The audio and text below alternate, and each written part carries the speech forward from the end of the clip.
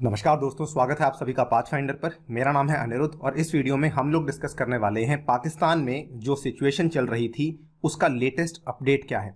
तो देखिए, आपको मालूम होगा यहाँ पर पाकिस्तान में जो प्रोटेस्ट चल रहे थे वो लगभग 11 अप्रैल को शुरू हो चुके थे और कहानी काफ़ी ज़्यादा बिगड़ चुकी थी। इनफैक्ट कई सारे पुलिस ऑफिसर्स को पाकिस्तान की एक रेडिकल पार्टी थी जिसका नाम है तहरीके लबाइक पाकिस्तान, उसने काफ़ी पुलिस ऑफिशियल्स को हॉस्टेज ले लिया था, बंधक ले लिया था। तो उसके बारे में बात करेंगे कि एग्जैक्टली यहाँ पर क्या हुआ है एंड ऑल्सो बात करेंगे कि क्या अब जो सिचुएशन है, जो परिस्थिति है, वो फाइनली काम डाउन हो चुकी है या फिर नहीं।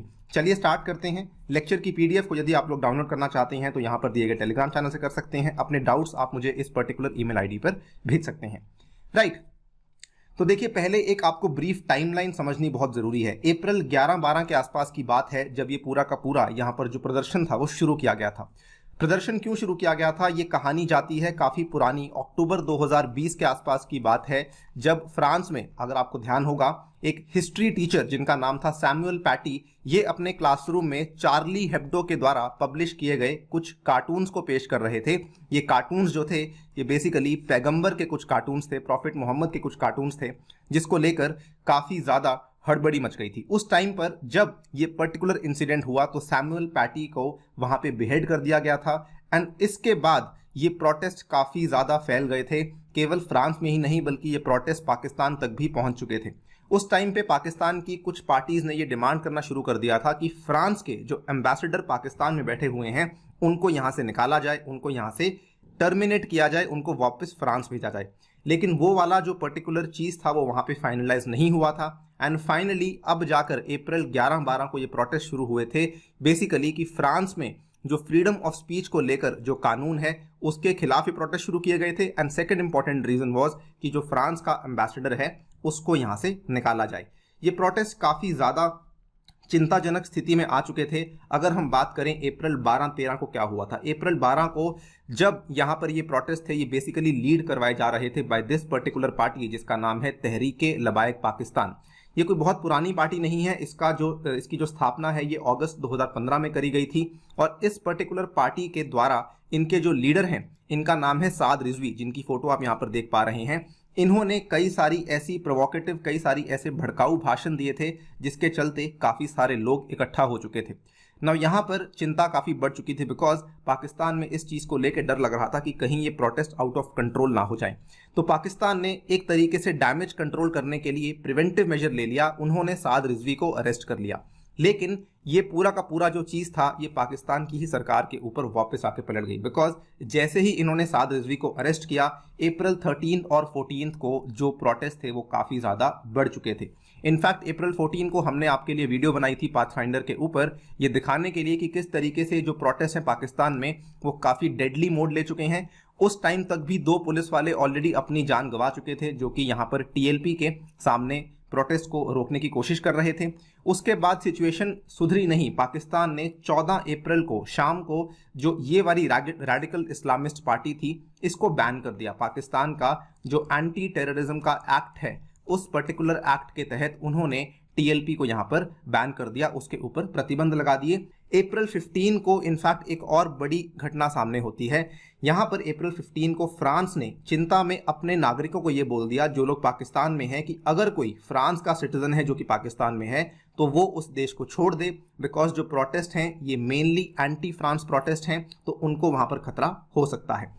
तो ये वाली जब चीज़ सामने आई थी तो इसको भी बहुत ज़्यादा कवरेज मिली थी because this was also something जो कि काफ़ी एक बड़ी बात थी कि किसी एक देश के लोग किसी दूसरे देश में बिल्कुल भी सुरक्षित फील नहीं कर रहे हैं। उसके बाद कहानी आती है अप्रैल 16 को। उस टाइम पे पाकिस्तान अगेन काफ़ी ज़्यादा चिंता में था जिसकी वजह से इन्होंने सोशल मीडिया के कई सारे जो हैंडल्स थे, कई सारे सोशल मीडिया के अकाउंट्स थे उनको ब्लॉक कर दिया था। इनफैक्ट सोशल मीडिया को टेम्पररी रूप के लिए इन्होंने जो है एक तरीके से बंद कर दिया था बिकॉज पाकिस्तान को इस बात की चिंता थी कि कहीं जो प्रोटेस्ट है वो सोशल मीडिया पे ज़्यादा तेज़ी ना पकड़ लें, जिसकी वजह से पाकिस्तान ने ये वाला कदम उठाया था। इनफैक्ट उस दिन की बात है, इनफैक्ट केवल उस दिन की बात ही नहीं, उसके 1-2 दिन पहले की ही बात है। पाकिस्तान का ये वाला जो हैशटैग है सिविल वॉर इन पाकिस्तान, ये ट्विटर पे ट्रेंड कर रहा था। नॉट ओनली ट्विटर पाकिस्तान बल्कि ट्विटर इंडिया में भी ये वाला हैशटैग काफ़ी अच्छे तरीके से ट्रेंड कर रहा था।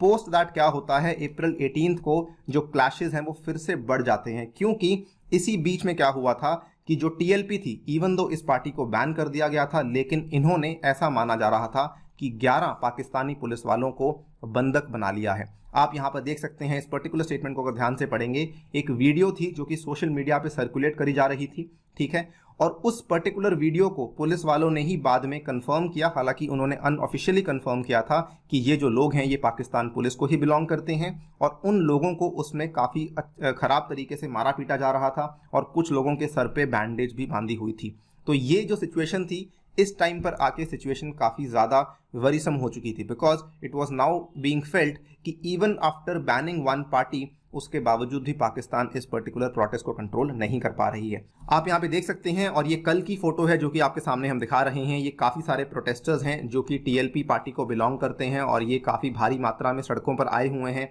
दे are still blocking the roads. इन्होंने जो महत्वपूर्ण शहर हैं पाकिस्तान के, which includes Islamabad, which includes Karachi, ये इंपॉर्टेंट शहरों को इन्होंने ब्लॉक कर दिया है, काफ़ी सारी सड़कों को ब्लॉक कर दिया है। And they are basically saying कि जब तक आप लोग फ्रेंच एम्बेसडर को यहाँ से वापस नहीं भेजेंगे, हम लोग ये प्रोटेस्ट को कंटिन्यू करते रहेंगे। आप यहाँ पे देख सकते हैं, protest by the supporters of the banned Islamist political party Tehreek Labbaik Pakistan in Lahore on Sunday. ये कल ही की बात है जो आपके सामने हम इमेज को दिखा रहे हैं। Now what has happened early morning, आज सुबह की ही बात है, ये न्यूज सामने आ चुकी थी कि रेडिकल इस्लामिस्ट ग्रुप ने उन 11 पुलिस वालों को जिनको हॉस्टेज रखा हुआ था उनको रिलीज कर दिया है, उनको बरी कर दिया है और वापस उनको पाकिस्तानी पुलिस को ही लौटा दिया है।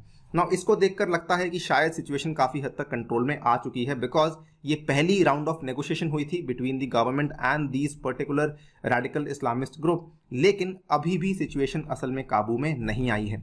इसी पर्टिकुलर ग्रुप का ये मानना है कि सेकेंड राउंड ऑफ नेगोशिएशंस जो है वो चलने वाला है, और वो मोस्ट प्रोबेबली आज शाम को, यानी कि जब हम आपके लिए वीडियो ये पेश कर रहे हैं, इसी टाइम के आसपास ये वाला पूरा का पूरा बातचीत चलने वाली है।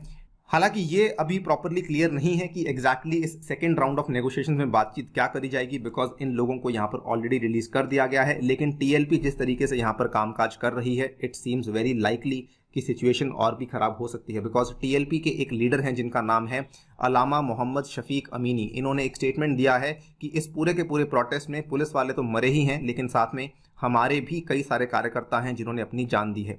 हम उनको तब तक दफन नहीं करेंगे जब तक कि फ्रेंच एम्बेसडर को इस देश से बाहर नहीं निकाला जाएगा।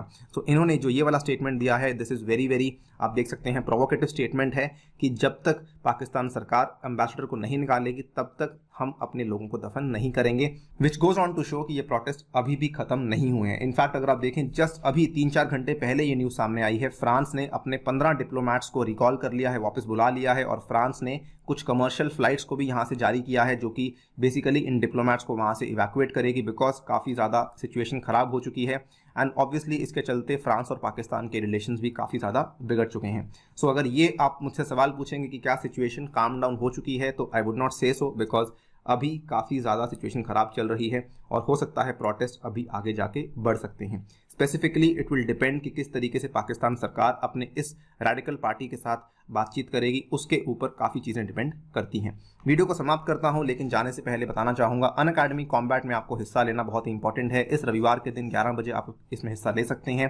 एंड ऑब्वियसली हमारी फ्री टेस्ट सीरीज चल रही है जिसमें आप लोग पार्टिसिपेट कर सकते हैं। ये टेस्ट सीरीज 13 मार्च को शुरू हो चुकी थी, इसमें भी आप लोग हिस्सा ले सकते हैं अनि यूपीएससी कोड के माध्यम से। इसके अलावा अनअकैडमी की ऐप के ऊपर मेरा प्लस कोर्स आने वाला है फ्रॉम 21 अप्रैल। अगर आपने अभी तक इसको सब्सक्राइब नहीं किया है तो सब्सक्राइब कर सकते हैं यूजिंग माय कोड अनि यूपीएससी।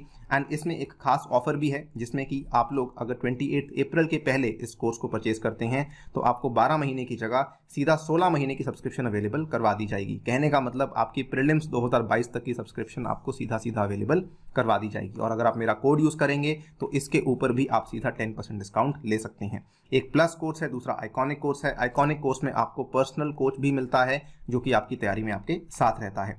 इसमें 28 अप्रैल तक अगर आप सब्सक्रिप्शन को परचेज करते हैं तो आपको सीधा 20 बुक्स मिलेंगी जिनकी वैल्यू 10,000 रुपीज़ है।